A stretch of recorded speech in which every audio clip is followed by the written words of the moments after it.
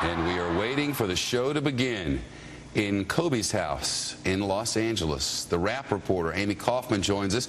She's outside Staples Center right now. What does it feel like out there? What does this event feel like?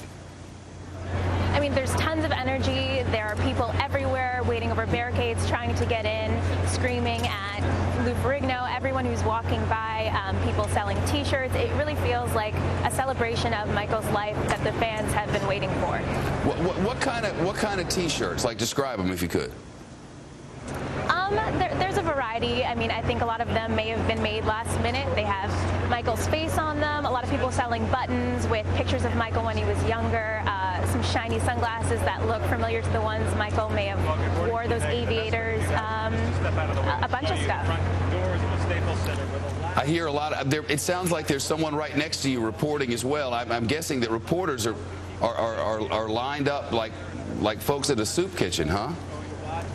Yes, there are, maybe hundreds of people out here reporting and broadcasting on this worldwide, various languages being spoken, tons of journalists kind of telling everyone what's going on. And yes, there's a reporter right next to me even. It's sort of been this way since we were able to get satellite trucks around.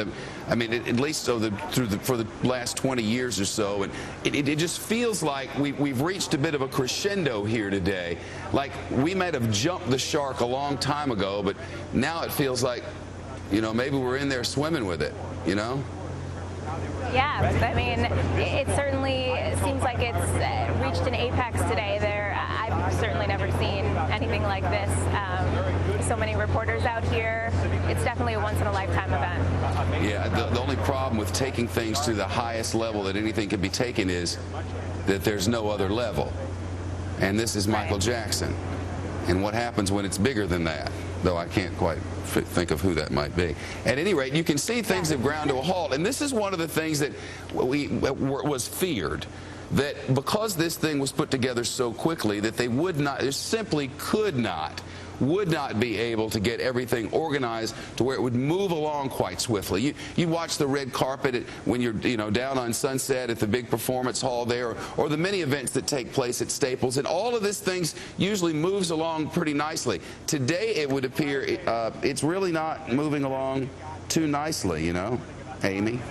I mean, yeah, it's 8 a.m. in Los Angeles, and that's a hard time for traffic. They're doing as much as they can. They have all these police officers here, but I really don't know how it would be possible for things to go completely smoothly. I can hear the helicopters overhead, and I know they're doing what they can to kind of not disrupt the life of Angelinos, but it certainly is disruptive. Are people, when people go, I've seen some shots from the ground, from some of our cameras at ground level, where people are just taking pictures, they're wearing T-shirts. It's more of a concert feeling than a funeral feeling, right? Or would you say? For sure. I mean, people aren't dressed in all black. There's definitely not that morbid tone. People are celebrating. People are singing in the streets. People were singing "You Were Not Alone" as I was walking over here. They're taking pictures. They have their CDs out. It's a celebration. It's not. I have seen a few people crying, but even then, it's interspersed with smiles. So it seems like a kind of jovial event. There has always been a crowd of people in every walk of life who absolutely loved, worshipped, and admired Michael Jackson. And one of them, when I heard Michael Jackson was dead, the first person I thought of was Kelly Shields. She was a producer with me at WSVN in Miami, and years before that at WBBH in Fort Myers, and she's still at WSVN, and her whole life of entertainment was all about Michael Jackson, and I don't mean this in a bad way at all. Kelly was one of those great fans, and I'm guessing that when it was learned that Michael Jackson had died, that Kelly Shields might have collapsed right there on the floor in her house in Hollywood, Florida, and in the same way. We worked very late the night that Michael Jackson died, and we were all in here until 2 in the morning or whatever, Eastern time.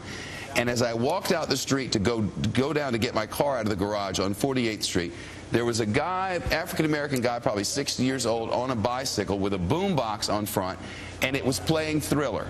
And as I was driving, you remember it was the next day off, so I was going to drive out to Long Island, and as I was making my way through to the Midtown Tunnel, other cars around me, all playing Michael Jackson music. As you drove out to the, toward the east end of Long Island, every radio station had Michael Jackson music on it. Michael Jackson was everywhere in a way that I don't know that I've ever experienced before. And I wonder if you have the sense, Amy, that Michael Jackson that this event is something that's sort of stolen us all away from all our other problems. And that is maybe the reason that the whole world is focusing on this, because we need a break from things that really matter.